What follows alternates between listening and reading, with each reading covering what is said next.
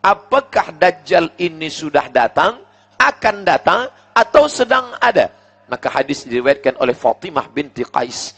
Hadisnya sahih, tidak ada keraguan di dalamnya. Hadis yang paling tinggi kualitinya adalah sahih. Di bawah sahih adalah hasan. Di bawah hasan adalah dhaif. Di bawah dhaif adalah maudhu'. Hadis palsu, tak boleh dipakai sama sekali. Sedangkan hadis dhaif masih boleh dipakai. Sepakat ulama ahli hadis, bila hadis itu dhaif, tapi dia cukup 5 syarat, masih lagi boleh dipakai. Pertama, dia tidak bicara masalah akidah.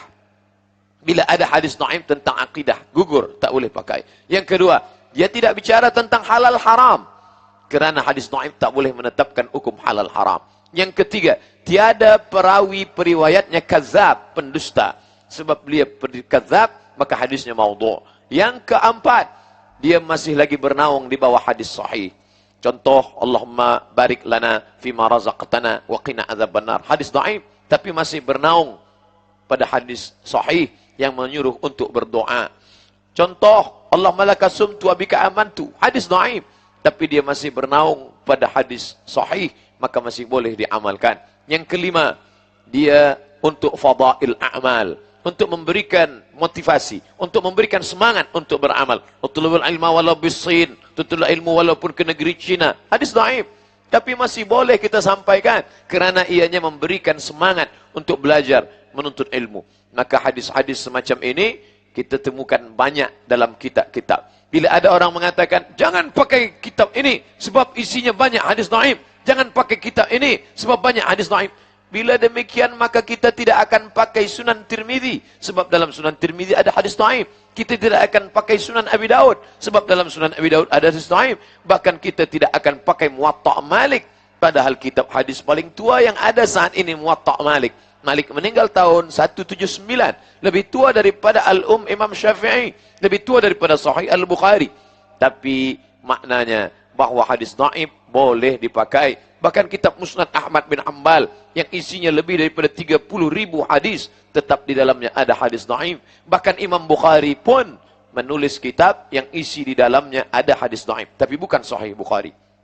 Sahih Bukhari sepakat ulama 7.275 hadis, semuanya sahih. Sedangkan Imam Bukhari menulis satu kitab berjudul Adabul Mufrad. Di dalam kitab Adabul Mufrad banyak hadis-hadis dhaif. Mengapa Imam Bukhari menulis hadis dhaif dalam Adabul Mufrad? Tak fahamkah dia bahawa hadis ini dhaif?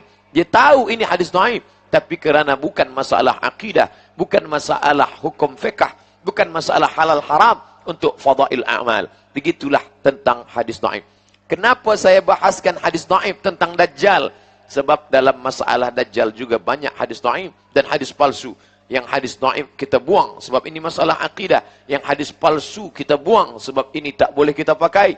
Man kadzdzaba alayya muta'ammidan, sesiapa sahaja yang berdusta terhadap diriku secara sengaja, falyatabawwa maq'adahu minan nar, siapkanlah tempat duduk kerusi daripada api neraka jahanam. Wal iyadzu billah, na'udzubillah. Adapun hadis Fatimah binti Qais, hadisnya sahih tentang Tamim Ad-Dari, bahawa ia sampai ke suatu pulau bersama sahabat-sahabatnya, lalu sampailah mereka dalam sebuah dir, tempat ibadah yang tua milik orang Yahudi zaman dahulu kala. Mereka menemukan seorang yang terbelenggu, lalu mereka berbicara dan orang itu bertanya, min aina antum, dari mana kamu berasal? Minal Arab, kami berasal dari Arab. Lalu orang ini bertanya, apakah Nakhlu Baisan? Nakhlu korma, Baisan nama suatu kawasan yang berada di negeri Syam. Bila disebut kata Syam, sekarang menjadi 4 negara. Jordan, Suriah, Lebanon, Palestin.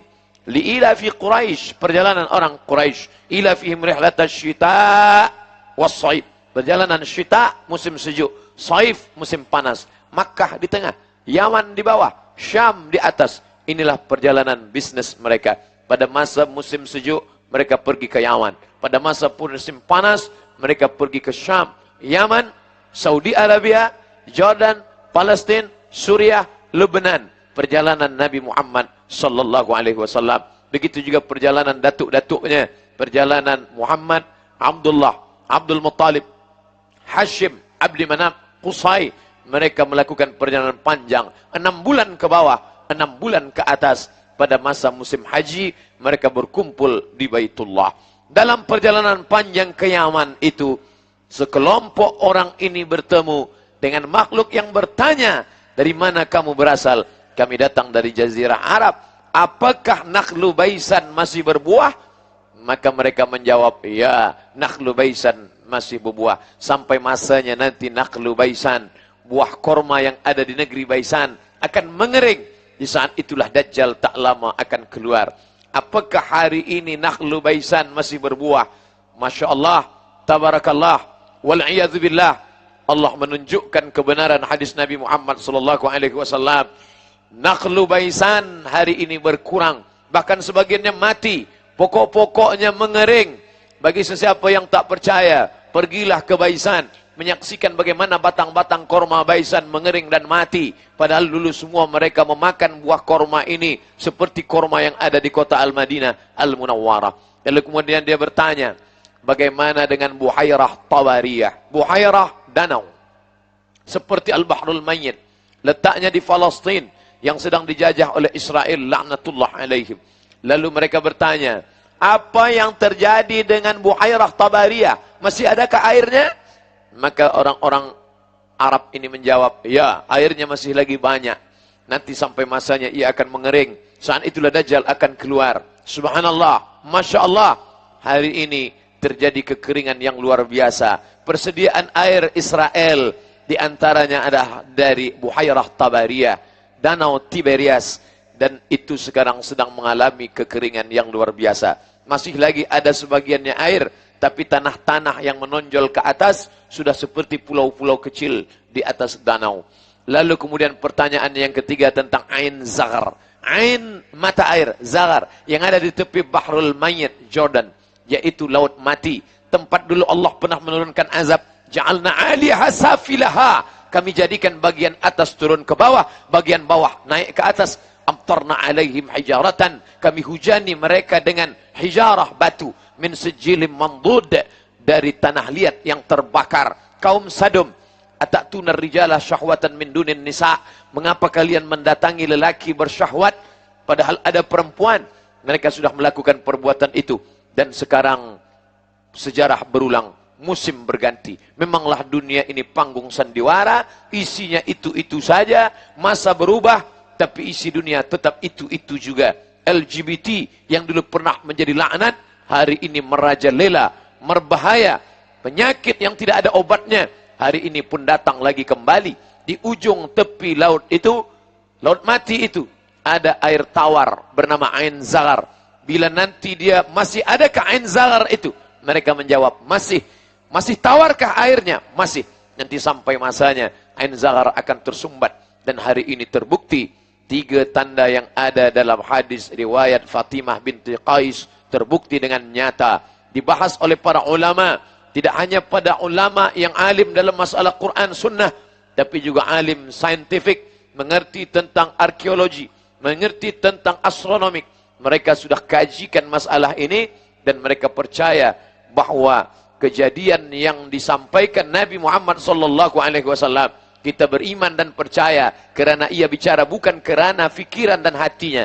Wa ma yantiqu 'anil hawa, dia tidak memperturutkan hawa nafsu. In huwa illa wahyun yuha, melainkan wahyu daripada Allah Subhanahu wa taala. La ilaha illallah Muhammadun Rasulullah, alaihi salatullah wa alihi wal ahibba.